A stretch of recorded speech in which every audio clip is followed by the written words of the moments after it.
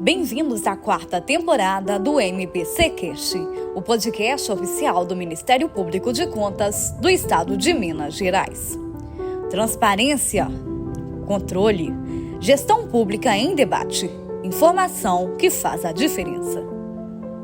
Olá, prezados telespectadores, sejam bem-vindos a mais um episódio do nosso podcast. E hoje eu tenho a alegria de receber o Procurador-Geral do Ministério Público de Contas do Estado de Minas Gerais e também recém-empossado presidente da Associação Nacional do Ministério Público de Contas, a AMPICOM, o doutor Marcílio Barenco. Bem-vindo de volta, doutor. Obrigado, Simone. Prazer estar com vocês aqui.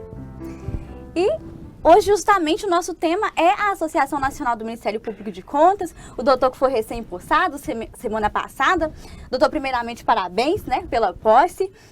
Para começar, eu queria que o senhor explicasse para a nossa audiência de que se trata a Associação Nacional do Ministério Público de Contas, a AMPICOM, e como ela é importante para o Ministério Público de Contas. Primeiramente, dizer que a AMPICOM, esse ano faz 40 anos, E ela, diferente da Tricom, que é uma associação de membros dos tribunais de contas, a nossa associação AMPICOM é a associação dos Ministérios Públicos de Contas do Brasil. Ou seja, não engloba somente os membros, mas também, efetivamente, as instituições funcionalmente postas.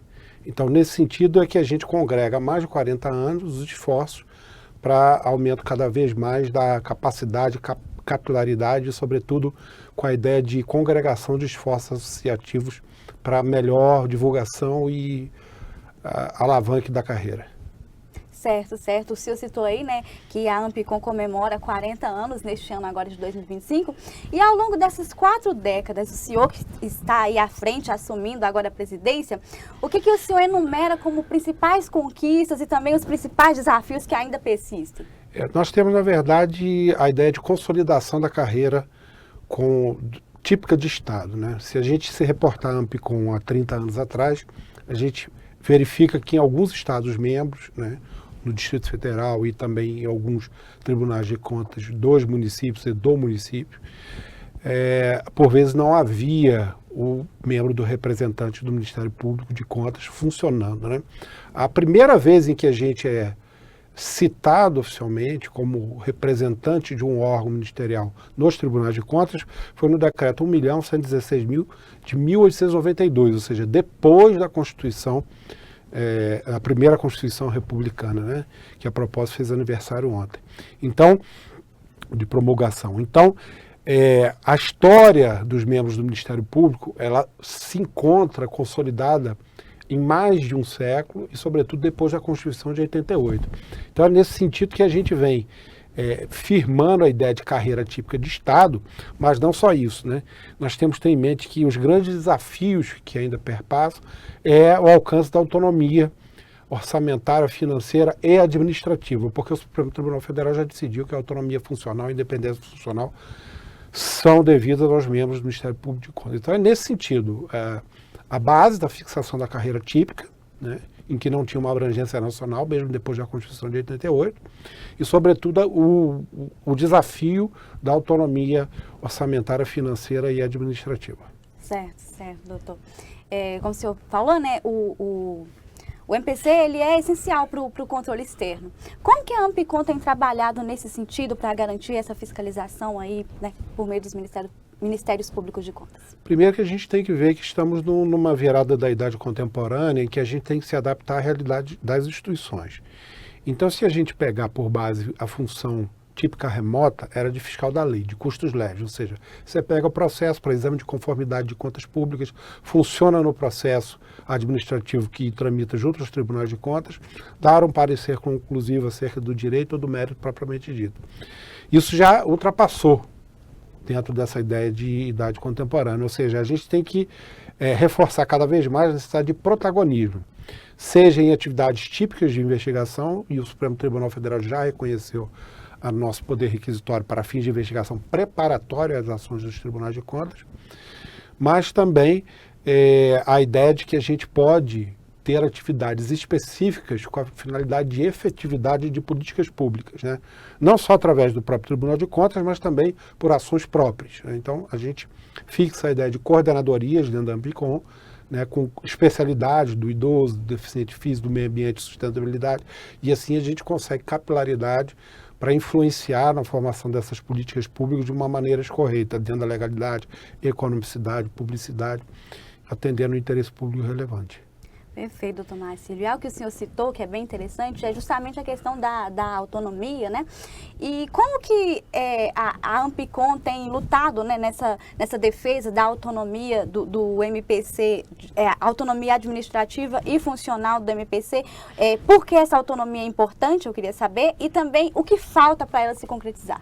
Sim, a gente tem que ter em mente que o Ministério Público de Contas, que ganhou protagonismo, isso numa passagem muito estreita na ordem constitucional, o artigo 130 fala: os membros junto aos tribunais de contas terão os mesmos direitos, vedações e forma de investidura do Ministério Público Comum. Então, assim, o legislador constituinte nos colocou dentro da função essencial da administração da justiça, dentro do título próprio do Ministério Público, mas com uma ação propriamente extrajudicial, né? Diferente do Ministério Público Comum, que atua perante aos órgãos do Poder Judiciário. Então, assim, essa ideia de consolidação, assim como o Ministério Público passou antes da Constituição de 88, em que estava subordinado ao Poder Executivo, né? A gente passa também, nós atuamos juntos, e assim mesmo, antes de linkarmos essa efetivação de autonomia, nesse processo de transição, a gente atua junto aos tribunais, no qual temos uma dependência orçamentária e financeira inegável, né, mas que tem que se avançar, e, sobretudo, uma questão de uma autonomia e independência administrativa mitigada, porque os servidores são cedidos, muitas vezes o regime é muito misto, Brasil afora, às vezes tem ministérios públicos que têm carreiras próprias de analista do Ministério Público de Contas, né?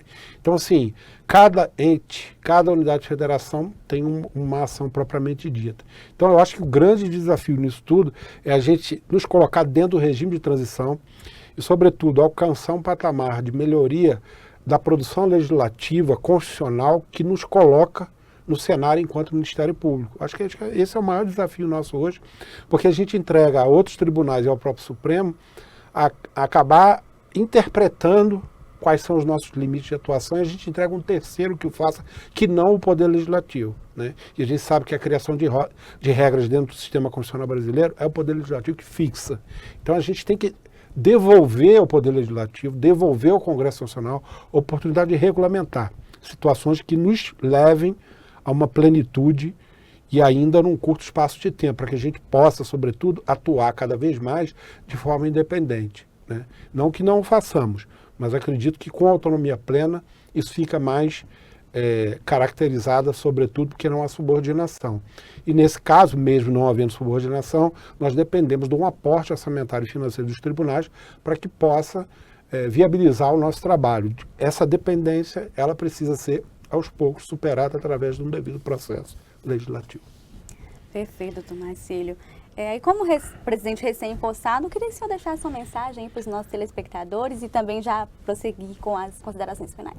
O grande desafio, enquanto presidente da Ampicom e hoje procurador-geral do Ministério Público de Contas, é justamente manter e monitorar sua vigilância quaisquer mudanças institucionais que possam, de alguma forma, a depender da medida, retroceder no que diz respeito a direitos, garantias e prerrogativas dos membros do Ministério Público de Contas. Então, meu compromisso é, sobretudo, manter esse patamar que se alcançou, até porque na ADI do Pará 5254, recentemente julgada no final do ano passado, o Supremo nos colocou um patamar de segurança jurídica, qual seja, fazemos parte da intimidade estrutural dentro da realidade existente, mas os tribunais não podem fazer decair os recursos materiais mínimos para o nosso funcionamento, sob pena de invalidade do ato e responsabilidade por improbidade administrativa e processo criminal.